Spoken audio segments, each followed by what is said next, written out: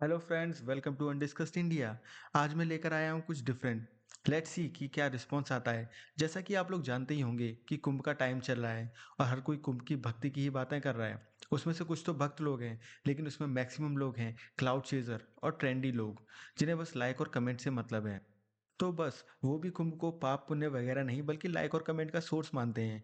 भले ही उनकी नीच ऑडियंस कुछ भी हो, लेकिन उनसे नीच कुछ भी नहीं।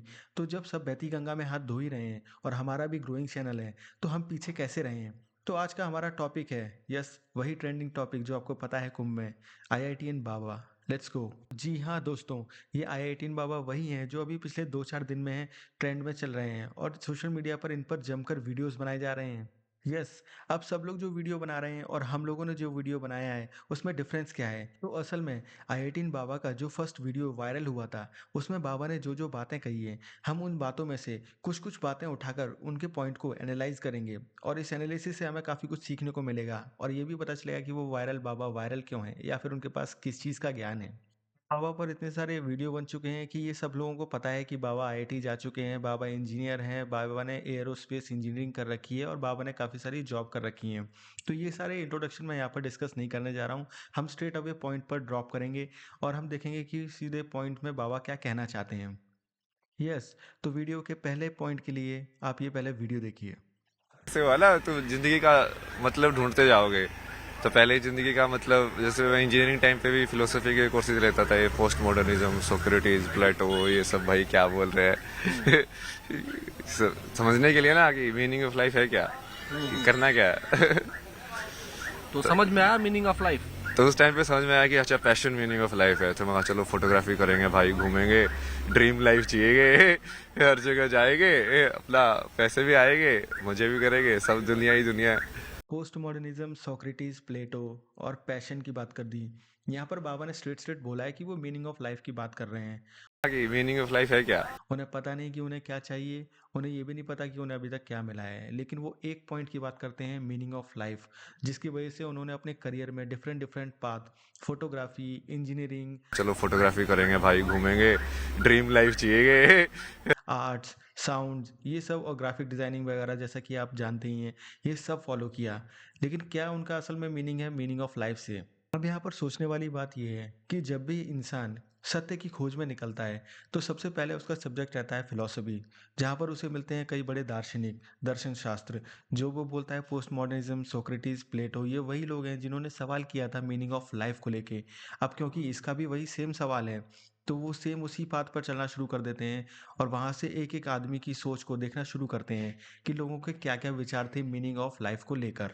और सत्य की खोज में जब आपको पता नहीं रहता कि किस रास्ते पर जाना है या किसको फॉलो करना है या कौन सी चीज़ करनी है या किस रास्ते पर जाना है, तो इसमें सबसे पहले जो दिमाग में आता है इंसान के, कि लाइफ को जीने के बारे में, तो उसे समझ में आता है कि उसे वो करना चाहिए जो उसे पसंद है, जिसे हम पैशन भी कहते हैं और जिसकी बात बाबा ने भी की है। बाबा ने क्या किया, उन्होंने ग्राफिक डिज़ाइनिंग से लेके उन्होंने फोटोग्राफी भी ट्राई करी। तो देखा जाए तो सबका अपना अपना मीनिंग ऑफ लाइफ है, जो कि अपने अपने पर्टिकुलर एक्सपीरियंसेस से आता है। आप क्या कहना है मीनिंग ऑफ लाइफ के बारे में, आप कमेंट करके बता सकते हैं और we can discuss on it. और चलते हैं अगले पॉइंट पर, देखते हैं बाबा आगे क्या बोलते हैं। पता ही वो कहाँ है, लगे। मम्मी पापा कहाँ है? मम्मी पापा ने तो जैसे ही तुम भगवान का नाम लेते हो, आधे तो भारत में ऐसे बोलते हैं भाई ये तो पागल हो गया। जैसे तुम ध्यान में बैठते बोले ये तो बाबा बोलेगा। ये तो भाग जाएगा घर से। मैं कहा, यार बाबा बाबा नहीं बनना भाई, मैं तो अब ये चीज सोच में आई कि हाँ, ये असली ज्ञान तो यही है। अब मन को समझना है, मेंटल हेल्थ या कोई और चीज को तुमको ठीक करना है, तो यही करके करोगे। तो लेकिन लोग तो कह रहे होंगे कि आपकी मेंटल हेल्थ ठीक नहीं है। तो लोग तो कुछ भी बोलते रहे।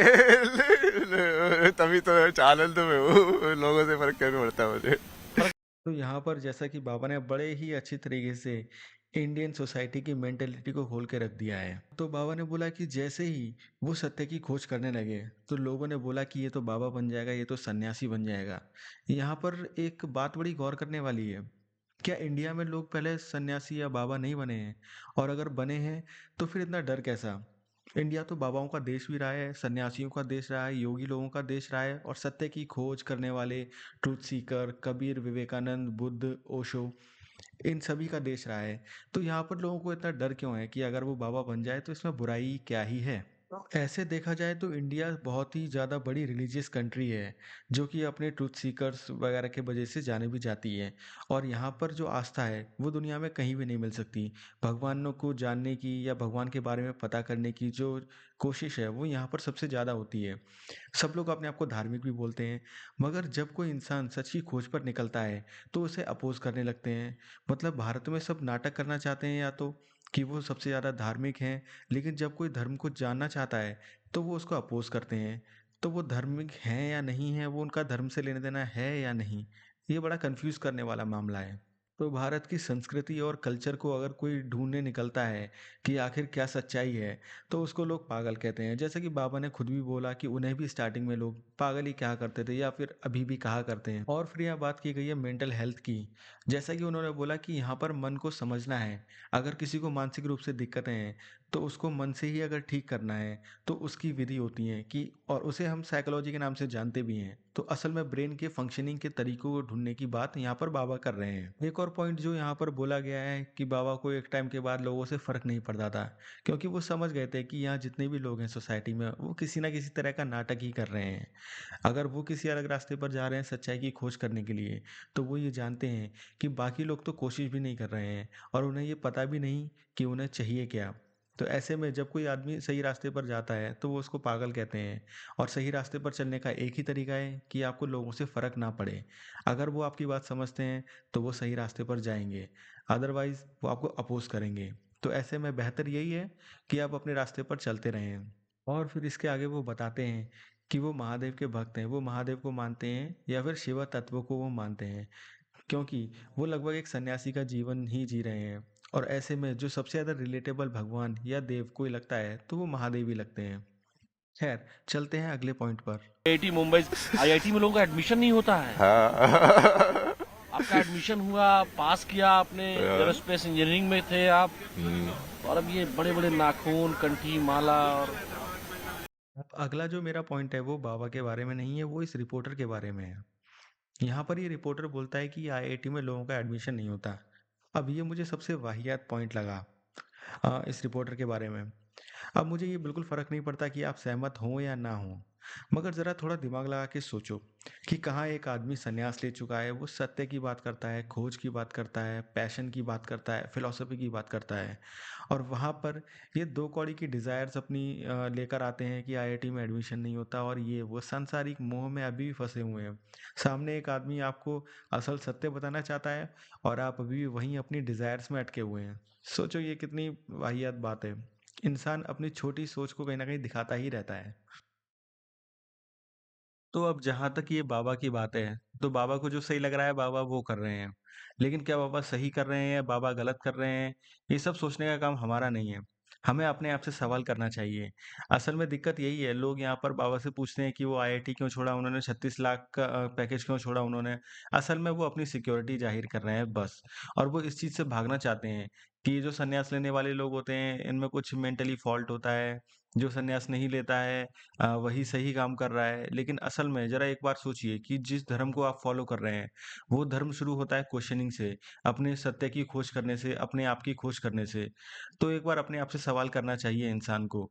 बजाय इसके कि हम उनसे पूछें कि 36 लाख का पैकेज क्यों छोड़ रहे हैं, हमें अपने आप से पूछना चाहिए, क्या हम उस 36 लाख के पैकेज के साथ भी सही से खुश हैं? क्या हमें सैटिस्फैक्शन मिला उस 36 लाख के पैकेज से? यहाँ पर समाज में बहुत सारे आईआईटीएन लोग हैं, लेकिन क्या वो सभी के सभी मोक्ष को प्राप्त हो गए क्या? और हम ये बाबा से पूछते हैं कि आप क्यों सन्यास ले लिया? लेकिन कभी आपने उन लाखों लोगों से पूछा जो ये काम डेली बेसिस पे करते हैं, क्या वो अपनी लाइफ से सैटिस्फाइड हैं? वो नहीं सैटिस्फाइड हैं और इसका आंसर आप भी जानते हैं बिल्कुल सही तरीके से। इंसान 10 तरह के काम करता है, किसी से वो सैटिस्फाई नहीं होता है।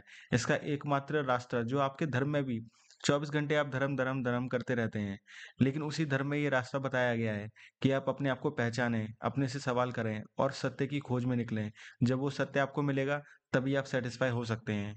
लेकिन नहीं, इंसान छटपटा रहता है और अपनी इनसिक्योरिटी लेके इधर-उधर घूमता रहता है और कोई दूसरा अगर ऐसा काम करता है जो सत्य की ओर जा रहा है या कोशिश कर रहा है, तो उसको हम पागल बोलते हैं, उसको हम अ, नकारा बोलते हैं, उसको हम अजूबे की तरह देखते हैं। लेकिन असल बात तो यही है कि इंसान का जो नॉर्मल जीवन होना चाहिए वो यही लोग जी रहे हैं।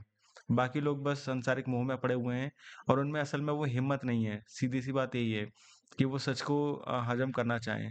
हर एक व्यक्ति बस नाटक करता है कि उसे सच जानना है, स्पिरिचुअल बनना है, लेकिन जो असल पाथ है उसका, उससे वो फेस नहीं कर पाता है। फिलहाल चलते हैं आगे की वीडियो में, देखते हैं आगे क्या बोलते हैं।